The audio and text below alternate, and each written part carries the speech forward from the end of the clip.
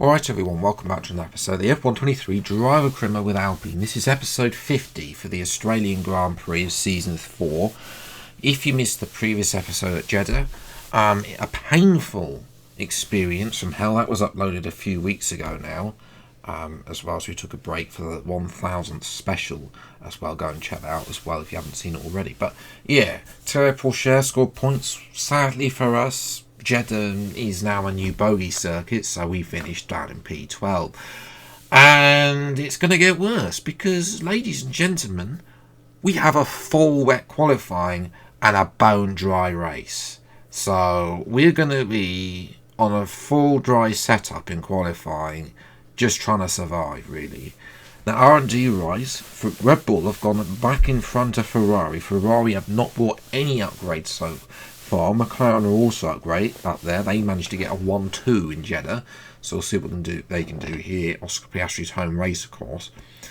Aston also bring upgrades, as do a Mercedes, as we saw at that midfield pattern. Although Alfa Romeo seem to have a very good car as well, so don't count there too much. And remember, this grass means scaled up, so anyone can do it, except perhaps the two Williams drivers, because they are really just paid drivers.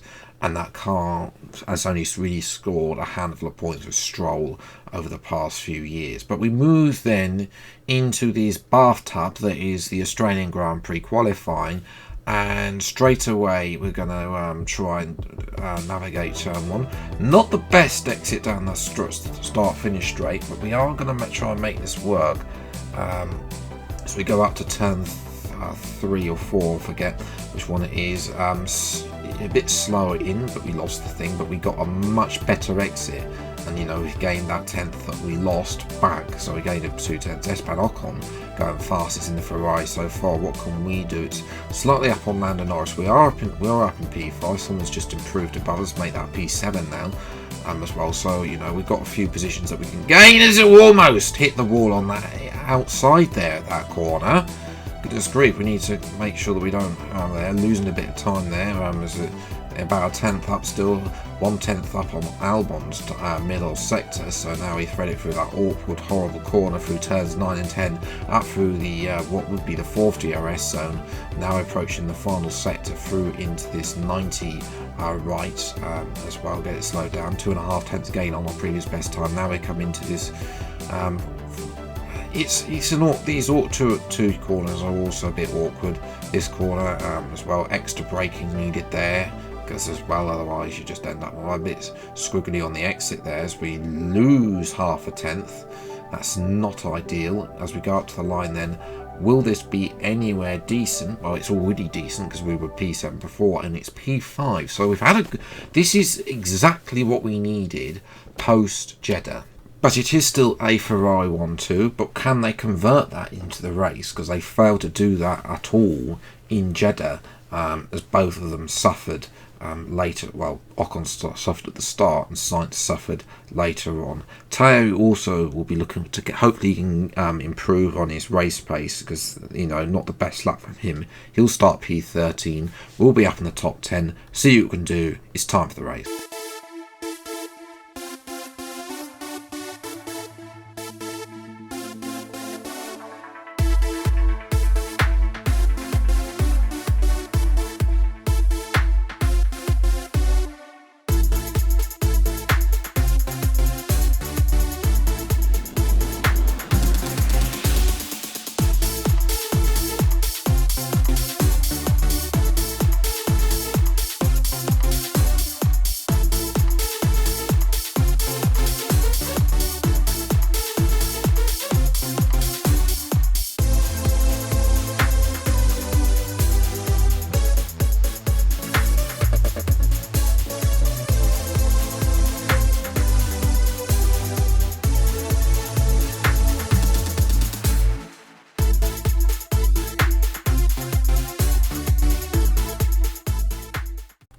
So we are down on the grid. It's sunny, so race strategy will be a one-stop from soft to medium.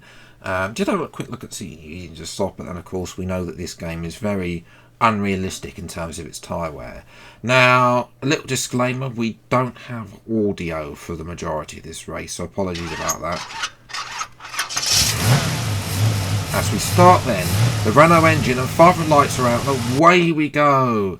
And it's a poor start for Norris and I think that was Piastri there as well. Two Ferraris going side by side. We take a little bit of avoiding action there. We are able to keep but we're up into P3. It was Albon who's got up into P5. Norris having to go us down into the hairpin already. For the two Ferraris are running away as well, but obviously Sainz especially might be on a two-stop race. We don't know about that.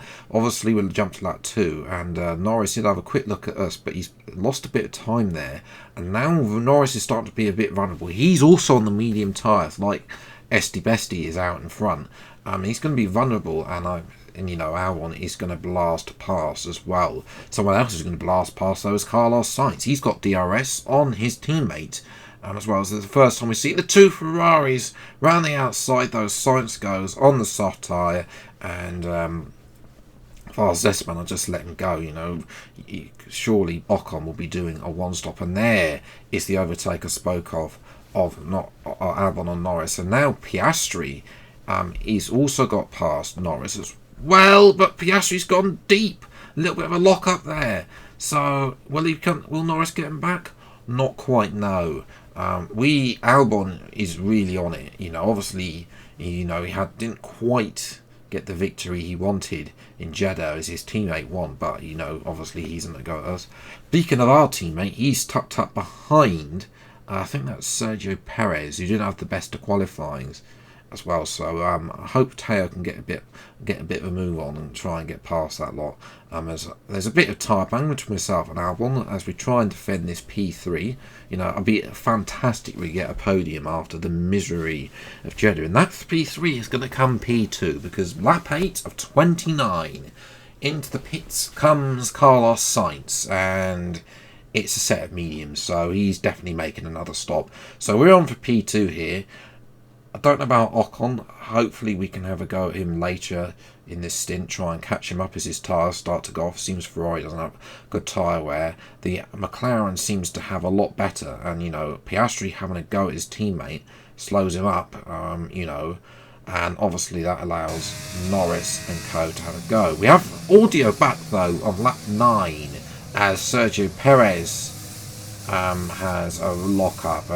He's not had the best of starts to the season as well, and he's not going to be scoring in today's race by the looks of it as well. As a lot of cars go past. I think he's actually down to like last place, and he's actually now being caught up to by Sainz. So you know, for Perez, he just needs to follow Sainz through. The Red Bull 4 doesn't really have that. We jump to lap 11. We've got Albon yet again having another go at us. Again, we just got to try and thread the needle again. Oh, a little bit of a tank slapper there. So the rear end stepped out. You can see that tyre wear is up now to 30%. It's almost time to make a pit stop. But we're not going to get to make that pit stop because that is an engine failure. We're out. So we didn't score in Jeddah, and what could have been P2 is no points in Australia. That is very annoying. We saw this at the end of last year with Esteban, mainly Ocon, but also Gasly having quite a few DNF failures, you know. Obviously, we'll have a look at durability. I'll show the durability R&D in a bit. But first of all, we've got to get out of this car. Yeah, that is really disappointing. We were on for a podium as well. You know, we had a good qualifying. You know, I was on a high. We'd had a good start as well to the race.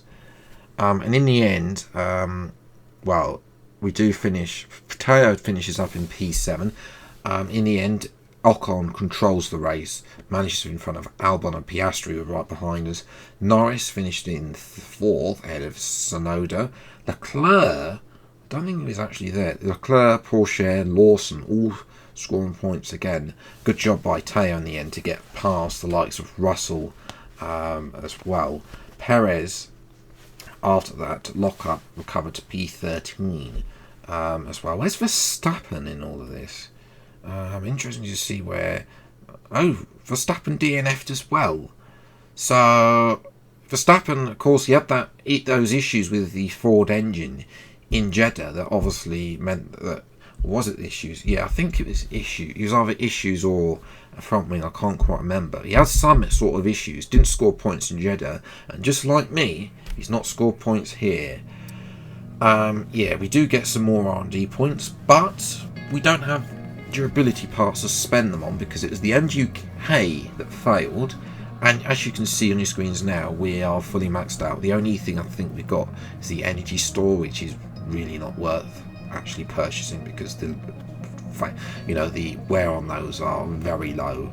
As we get on through the game, we've already got one already on there, and we're prioritizing next race. We'll be spending those R&D points on some weight reduction upgrades. So yes, we've got a little bit of shopping this, but the fact that we're able to sort of fight for a podium is promising as well. I think the last aero upgrade as well, we purchased that, so we'll be I know we're finishing the aero and we're going to be focusing on weight reduction as well going into that episode. That Imola episode though is recorded, so you can check that out on Thursday hopefully, depending on what goes on. But already the championship is a three-way tie between Piastri, Albon and Ocon. Please tell me in the comments below if you said McLaren had a 1-2 in the championship, if you predicted that, because I definitely didn't. I thought Ferrari and Red Bull could have been a little bit domination, but they've not had very good. To be fair, Perez did get P4, so I meant what I said earlier. Yeah, Verstappen's not even on the screen though, so yeah. Well, that's where I'm going to leave it today's episode. If you have enjoyed, leave a like and subscribe if you're new to the channel. I'll see plenty more F123 driver equipment videos. Until the next bit then, I'll see you next time. Take care, enjoy your day, and goodbye.